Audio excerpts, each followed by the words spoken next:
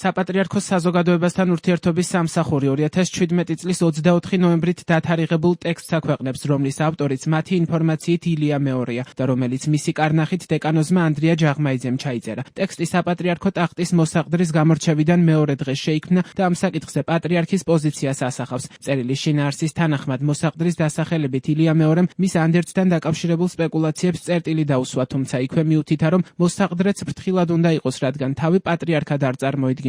ილია მეორის სიტყვებით, მოსაყდრე პატრიარქისა და სინოდის დამხმარე და სამომავლოდ პატრიარქობის ტახტზე პირველი კანდიდატია.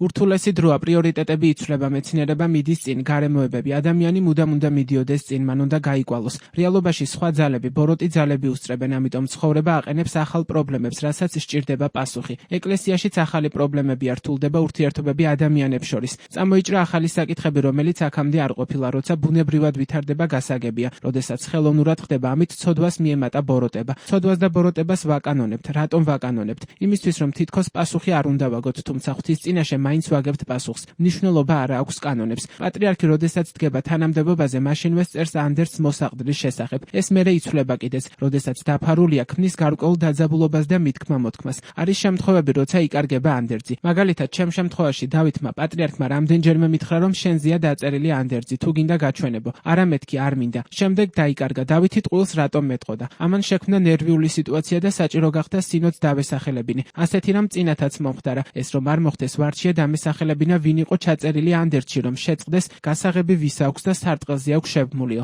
ეხლა დაწყნარდნენ, ყველა მიცის ვინ არის მოსაყდრე. მოსაყდრეც ფრთხილად უნდა იყოს, არ უნდა წარმოიდგინოს, რომ თვითონაა პატრიარქი. პატრიარქს აქვს უფლება შეცვალოს. შედგება გეგმა, რა უნდა გააკეთოს მოსაყდრემ. მოსაყდრე დიდი დახმარებაა, თუ სათანადოდ გაუძღვა. პატრიარქის და სინოდის დამხმარე, პირველი ეპისკოპოსი პატრიარქის შემდეგ, პირველი კანდიდატი პატრიარქობის ტახტზე. პიმენი რომ გარდაიცვალა, იქაც ცნობილია მოსაყდრე. იქ კიევის მიტროპოლიტია მექანიკურად. პირველივე კენჭისყრით უარყოფილი იქნა მოსაყდრე ფილარტი. რამდენიმე ეპისკოპოსმა უნდა წარმოადგინოს კანდიდატი. ურთიერთობა ხალხთან, მომლოცველებთან, რომ გაძლიერდეს ლოცვა.